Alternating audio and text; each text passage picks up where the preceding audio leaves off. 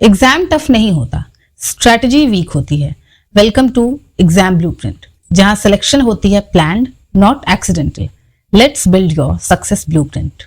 मैं हूं आपकी सीनियर एडुकेटर। वर्ष 2021 से 26 के बीच सरकार ने स्माइल योजना के लिए 390 करोड़ रुपए आवंटित किए। मार्च 2026 तक 31,055 व्यक्तियों की पहचान की गई, जिनमें से 9,935 का पुनर्वास किया गया। इस समय 17 राज्यों में 21 गरिमा गृह संचालित हैं, जबकि अगस्त 2025 में 3 और को स्वीकृति दी गई है। स्माइल का अर्थ है support for marginalised individuals for livelihood and enterprise. इनमें हाशिए के 2 प्रमुख समूह, एक है ट्रांसजेंडर व्यक्ति और दूसरे हैं वो लोग जो भिक्षावृत्ति में लगे हैं। सामाजिक न्याय और अधिकारिता मंत्रालय द्वारा 12 फरवरी 2022 को शुरू की गई स्माइल योजना भारत का पहला एकीकृत राष्ट्रीय ढांचा है, जो इन समुदायों को हर चरण पर सहायता प्रदान करने के लिए बनाया गया है। पहचान और बचाव से लेकर स्वास्थ्य सेवाओं और शिक्षा तक पहुंच, परामर्श, कौशल विकास और दीर्घकालिक आर्थिक आत्मनिर्भरता तक। इसी कड़ी में 24 से 26 अप्रैल 2026 को चंडीगढ़ में एक चिंतन शिविर का आयोजन किया गया, जिसमें ministry of social justice and empowerment ने smile beggary survey mobile app launch किया है। Centre for development of telematics C. ने C. Collaborative research programme CCRP के तहत जंप्स ऑटोमेशन LLP के साथ एक मेमोरेंडम ऑफ अंडरस्टैंडिंग पर हस्ताक्षर किए हैं, जिसका उद्देश्य व्यक्तियों और उद्यमों में साइबर सुरक्षा जागरूकता बढ़ाने के लिए एक इनोवेटिव गेमिफिकेशन प्लेटफॉर्म विकसित करना है। इलेक्शन कमीशन ऑफ इंडिया ने 15 मार्च 2026 को असम, केरल, पुडुचेरी, तमिलनाडु और पश्चिम बंगाल की विधानसभाओं के लिए आम चुनावों और 6 राज्यों में उपचुनाव के कार्यक्रम की घोषणा की थी। तमिलनाडु और पश्चिम बंगाल में चरण 1 मतदान 23 अप्रैल तथा पश्चिम बंगाल चरण 2 के लिए मतदान 29 अप्रैल को होगा। मतों की गिनती 4 मई को की जाएगी। रिप्रेजेंटेशन ऑफ पीपल एक्ट 1951 की धारा 135C के अंतर्गत पोलिंग एरिया के अंदर 48 घंटे पूर्व से किसी भी होटल, दुकान, शराब की दुकान, चाहे वह सरकारी हो या गैर सरकारी, किसी भी तरह का नशा करने की वस्तु नहीं बेची जाएगी और ड्राई डे रहेगा। दक्षिण कोरिया के राष्ट्रपति का भारत दौरे की कुछ प्रमुख घोषणाएं कुछ इस प्रकार रही। भारत दक्षिण कोरिया के विशेष रणनीतिक साझेदारी के लिए संयुक्त रणनीतिक vision, ship building, shipyard development और समुद्री लॉजिस्टिक्स में साझेदारी के लिए व्यापक ढांचा, सतत विकास के क्षेत्र में सहयोग, एनर्जी रिसोर्स सिक्योरिटी के मुद्दे पर ज्वाइंट स्टेटमेंट, बंदरगाहों के क्षेत्र में समझौता पर मेमोरेंडम ऑफ अंडरस्टैंडिंग, औद्योगिक सहयोग समिति की स्थापना पर MOU, इस्पात आपूर्ति श्रृंखला के लिए प्रौद्योगिकी और व्यापार के क्षेत्र में सहयोग पर समझौता ज्ञापन, लघु एवं मध्यम आकार के उद्यमों के क्षेत्र में सहयोग पर मेमोरेंडम ऑफ अंडरस्टैंडिंग, समुद्री विरासत के क्षेत्र में सहयोग पर मेमोरेंडम ऑफ अंडरस्टैंडिंग, व्यापक आर्थिक साझेदारी समझौते को अपग्रेड करने के लिए वार्ता फिर से प्रारंभ करने पर संयुक्त घोषणा पत्र, म्यूचुअल कॉपरेशन के लिए IFSCA और FSC के बीच memorandum of understanding, NPCI international payments limited और Korean financial telecommunication and clearing institute के बीच memorandum of understanding, science and tech में सहयोग के लिए MOU, India Korea digital bridge के लिए फ्रेमवर्क, क्लाइमेट एंड एनवायरनमेंट के क्षेत्र में सहयोग के लिए MOU, पेरिस एग्रीमेंट के आर्टिकल 6.2 अंतर्गत सहयोग के लिए MOU, 2026 से 2030 के लिए Bharat Korea cultural exchange programme, cultural and creative industries में सहयोग के लिए MOU, स्पोर्ट्स में सहयोग के लिए MOU, इकोनॉमिक सिक्योरिटी डायलॉग का लॉन्च, डिस्टिंग्विश्ड विजिटर्स प्रोग्राम की स्थापना, क्लाइमेट चेंज, आर्कटिक और समुद्री सहयोग के लिए विदेश मंत्रालयों के बीच संवाद का शुभारंभ, इंडो पैसिफिक इनिशिएटिव में दक्षिण कोरिया का शामिल होना, दक्षिण कोरिया का ISA और भारत का global green growth institute GGGI में शामिल होना, 2028 से 29 को भारत कोरिया मैत्री वर्ष के रूप में मनाना। UIDAI में 3 महीने के भीतर कम से कम 100 संगठन offline verification seeking entities OVSE के रूप में पंजीकृत हुए हैं।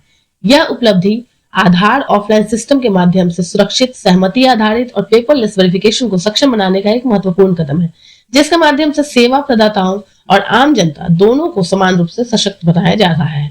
इन संगठनों में केंद्र और राज्य दोनों के सरकारी विभाग, फिनटेक कंपनियां, इवेंट मैनेजमेंट, शिक्षा तथा परीक्षा संबंधी संस्थाएं जैसी कंपनियां शामिल हैं।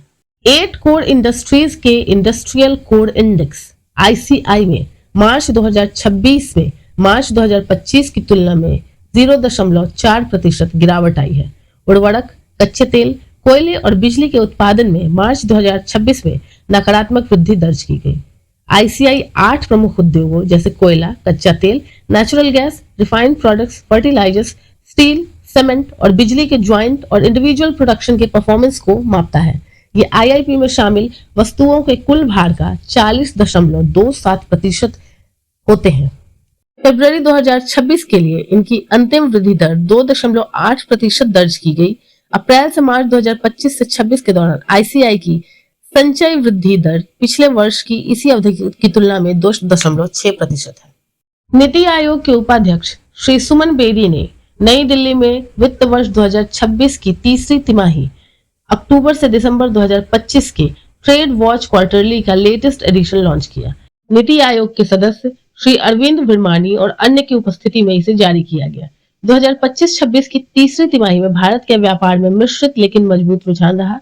व्यापारिक माल निर्यात में 1.6% की मामूली वृद्धि दर्ज की गई, जबकि आयात में 7.9% की तेज वृद्धि हुई। इसके विपरीत सेवा निर्यात में 7.8% की अच्छी वृद्धि रही, जबकि सेवा आयात में अपेक्षाकृत औसत वृद्धि हुई। इस तिमाही अंक का मुख्य विषय रत्न और आभूषण है, जो भारत के श्रम प्रधान विनिर्माण तंत्र का मजबूत स्तंभ और व्यापार में एक अहम योगदानकर्ता बने रहे। कच्चे सोने को छोड़कर वैश्विक बाजार का आकार 2024 में लगभग 378 अरब डॉलर होने के अनुमान के अनुसार भारत निर्यात विश्व निर्यात में 7.8% हिस्सेदारी के साथ 29.5 अरब डॉलर का रहा। भारत और भूटान के बीच ज्वाइंट ग्रुप ऑफ कस्टम्स की 7वीं बैठक 20 से 21 अप्रैल 2026 को केरल के मुन्नार में आयोजित की गई।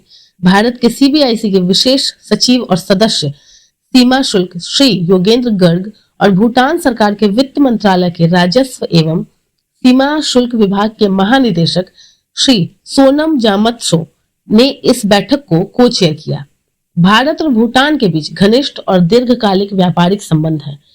भारत भूटान का सबसे बड़ा व्यापारिक साझेदार है और भूटान के कुल व्यापार का 80% भारत के साथ होता है।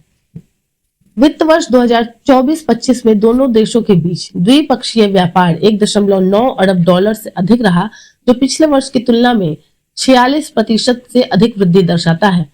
वर्तमान में भारत भूटान सीमा पर पश्चिम बंगाल में 6 और असम में 4 भूमि सीमा शुल्क केंद्र हैं। इम्पेडा की ओर से जारी आंकड़ों के अनुसार वित्त वर्ष 2025-26 में भारत का sea food export record 72,325.82 crore तक पहुंच गया और इसकी मात्रा 19.32 लाख मीट्रिक टन तक पहुंच गई।